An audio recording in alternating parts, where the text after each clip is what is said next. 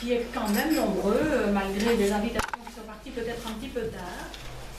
Et donc, constituant, vous remercie vraiment d'être présent pour parler ensemble et dégager peut-être des pistes pour contrer ces politiques qui, via l'austérité, ne laissent plus aux États ni aux peuples le droit de choisir leur destin. L'idée d'un débat sur l'austérité et la souveraineté en Europe nous semble propice puisque, comme vous le savez, Constituante a déposé 4 requêtes à la Cour constitutionnelle contre les différentes lois d'assentiment au traité et qui sont regroupées en une seule et unique à ce jour. C'est donc notre dernière chance d'arrêter d'une manière légale ces choix politiques qui ruinent les États et les citoyens. Nous avons été rejoints dans cette démarche par de nombreuses associations. En effet, pas moins de 40 requérants complémentaires soutiennent ces requêtes.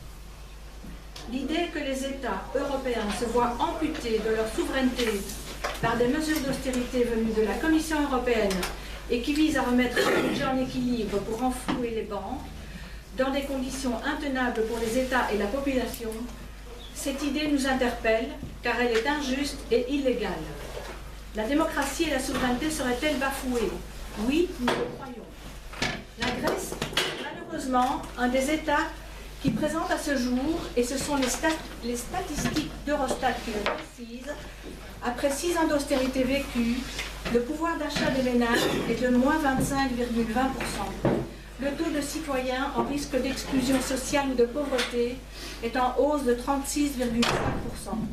La perte en pension de moins 45%. 30% d'entreprises ont fermé leurs portes. La moyenne de licenciements entre 2008 et 2013 est de 988 000 personnes. Le taux de mortalité infantile est en hausse de 42,8%. Un nouveau gouvernement grec tente, bec et ongle, de remettre l'intérêt général en cause et de rendre ainsi au peuple la possibilité de reprendre sa destinée en main.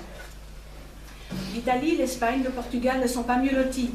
Chez nous, cela commence. Les communes, les CPAS sont en difficulté financière. Les exclus du chômage rament. Les jobs sont rémunérés avec des sucettes. Le non-emploi, pour la plupart, laisse augurer de lendemains difficiles. Pour en parler, nous avons donc le grand plaisir de recevoir des intervenants de grande qualité que je vous présente tout de suite. Alors, nous commencerons par M. Yannis Thanassékos.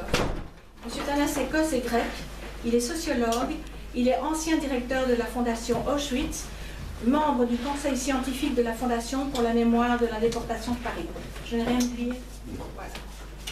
Alors, il va nous parler de la situation grecque dans le cadre de la crise européenne, du dogme néolibéral et de l'architectonique pathogène de l'euro. Car pour lui, la crise n'est pas qu'économique, elle a des effets tout aussi désastreux sur la sphère politique, sur le respect des constitutions nationales et sur les principes du fonctionnement des démocraties parlementaires. Nous entendrons ensuite Mme Karine Verhelst, qui est docteure et professeure en philosophie à la VUB. Elle n'est pas encore présente pour l'instant, j'espère qu'elle va arriver. Elle est la porte-parole de la Class Action et elle va nous montrer que ce système mis en place viole notre Constitution et nos droits fondamentaux. Nous aurons ensuite le plaisir d'entendre M. Dries Kudrti, qui est chercheur à l'Université de Gand. Il travaille entre autres sur l'économie politique et la classe sociale, sur les réseaux d'entreprises et les organisations d'employeurs, sur le nationalisme et les mouvements nationaux, et en particulier le mouvement flamand via l'économie. Voilà. Alors, M. Kudrti s'est exprimé à Saint-Nicolas-Oise lors d'une de nos soirées Class Action sur la privatisation des services publics. Il a aussi rédigé une carte blanche sur la Grèce et sur la souveraineté du peuple. Ensuite, nous entendrons M. José Fontaine, qui va nous donner un éclairage philosophique et important sans doute, car complètement absent aujourd'hui, de toutes les analyses et les décisions qui déconstruisent l'Europe et l'avenir des peuples. Monsieur Fontaine est journaliste belge, philosophe et théologien. Il est aussi rédacteur de la revue Tout dit. C'est à Liège. Enfin, c'est wallon. C'est wallon. Non, non, tout à fait. Tout à fait. Non, mais je suis liégeophile. Alors, l'intervenant suivant sera M. Geert van Nistendal. Il est écrivain, il est professeur néerlandais dans une université allemande. M. van Nistendal a écrit plusieurs cartes blanches, dont une sur la class action, et avant les élections grecques, il s'est prononcé en faveur de Syriza. Enfin, M. Philippe Defette, qui sera le dernier intervenant, est entre autres président du CPS de Namur. Il nous parlera des conséquences directes de ces mesures sur la réalité sociale en Belgique.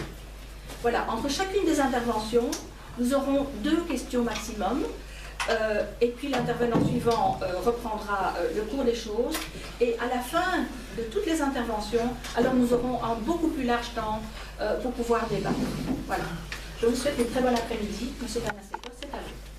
Merci pour cette invitation.